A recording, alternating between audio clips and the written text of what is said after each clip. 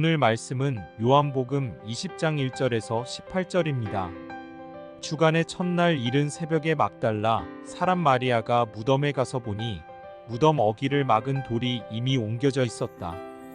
그래서 그 여자는 시몬 베드로와 예수께서 사랑하시던 그 다른 제자에게 달려가서 말하였다. 누가 주님을 무덤에서 가져갔습니다.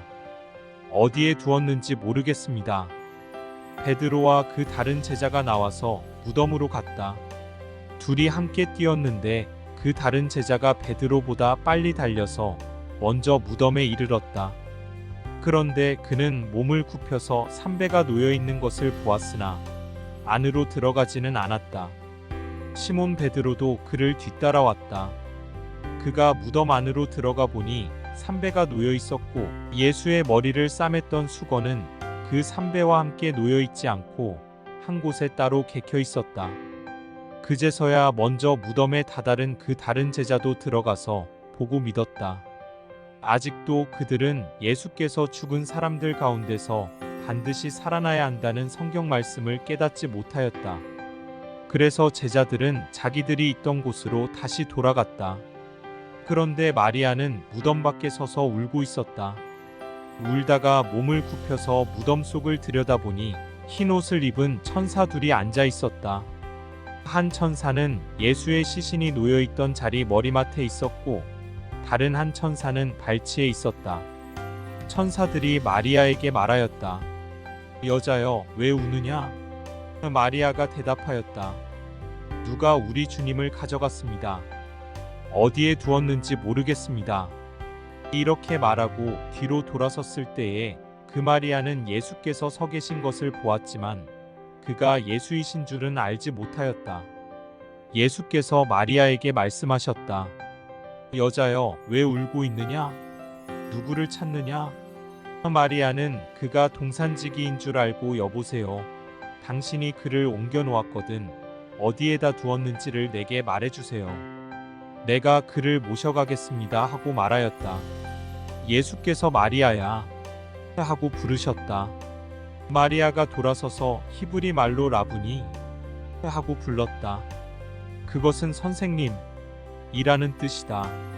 예수께서 마리아에게 말씀하셨다. 내게 손을 대지 말아라. 내가 아직 아버지께로 올라가지 않았다. 이제 내 형제들에게로 가서 이르기를 내가 나의 아버지 곧 너희의 아버지 나의 하나님 곧 너희의 하나님께로 올라간다고 말하여라. 막달라 사람 마리아는 제자들에게 가서 자기가 주님을 보았다는 것과 주님께서 자기에게 이런 말씀을 하셨다는 것을 전하였다.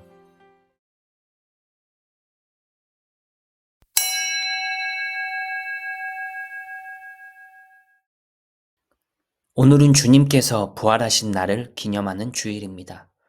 초기교회 성도들은 부활을 기념하여 안식 후 첫날에 모여 식사를 하며 예배드렸다고 합니다.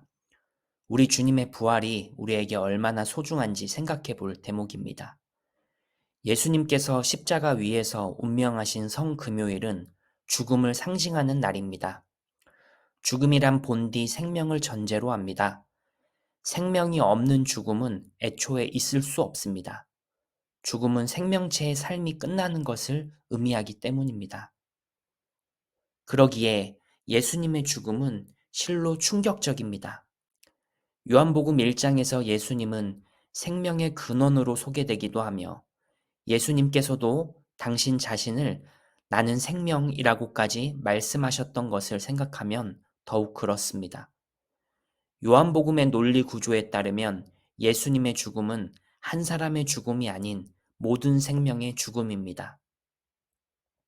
예수님의 십자가 죽음으로 모든 세상이 끝났습니다. 하나님께서 창조하신 세상의 종말입니다. 모든 생명 활동이 정지되어 다시는 원상태로 돌아올 수 없는 상태가 되었습니다. 이 세상에 있는 모든 생명체의 기능이 영구적인 정지 상태에 빠졌습니다. 망자의 눈을 본 적 없지만 무기력한 사람의 눈을 본 적이 있습니다. 초점 없이 풀려있는 동공에서 그 어떤 생기도 찾아볼 수 없었습니다. 예수님을 따르던 제자들의 눈도 그러지 않았을까 싶습니다. 그 어떤 희망도 볼 수 없었을 테니까 말입니다. 하지만 주간의 첫날에 사건이 일어납니다. 본문에는 보다라는 말이 여러 번 나옵니다. 무덤에 가서 보니 몸을 굽혀 삼배가 놓여 있는 것을 보았으나 무덤 안으로 들어가 보니 보고 믿었다. 무덤 속을 들여다 보니 예수께서 서 계신 곳을 보았지만 주님을 보았다 등등. 제자들이 여러 번이나 두 눈으로 확인하는 와중에 풀려있던 동공에 생기가 조금씩 도는 모습을 상상합니다. 첫날 이른 새벽에 일어난 부활은 새로운 세상의 징조입니다. 부활은 새롭게 시작된 세상이 얻은 생명 그 자체입니다. 그 옛날 선지자들이 주님의 날에 일어날 것이라고 말했던 회복의 역사가 시작된 것입니다. 부활하신 예수님께서 처음 하셨던 말씀은 왜 울고 있느냐 였습니다. 우리가 흘리는 눈물을 안쓰러워하시며 우리의 울음소리에 귀 기울이시는 주님의 진심이 느껴집니다. 주님께서는 슬퍼하는 사람을 위로하시는 분이신 게 틀림없습니다. 마리아야, 부르시는 주님의 음성을 상상하며 내 이름도 불러주시길 기대합니다. 공동 번역 성경에서는 예수님의 말씀을 이렇게 기록하고 있습니다. 예수께서는 마리아에게 내가 아직 아버지께 올라가지 않았으니 나를 붙잡지 말고 어서 내 형제들을 찾아가거라. 그리고 나는 내 아버지이며 너희의 아버지, 곧 내 하느님이며 너희의 하나님이신 분께 올라간다고 전하여라. 하고 일러주셨다. 마리아는 부활하신 예수님의 첫 사도입니다. 그녀는 화해와 평화의 사도로 파송됩니다.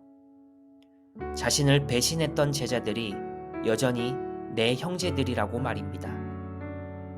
나의 아버지가 너희의 아버지며 나의 하나님이 곧 너희의 하나님이라는 메시지는 제자들을 향한 신뢰를 보여줍니다.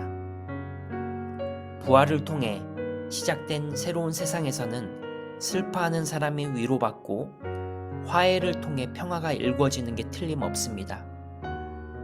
누구든지 상관없이 무한한 신뢰를 받습니다. 부활하신 주님의 날에 우리도 그렇게 살아가길 바랍니다.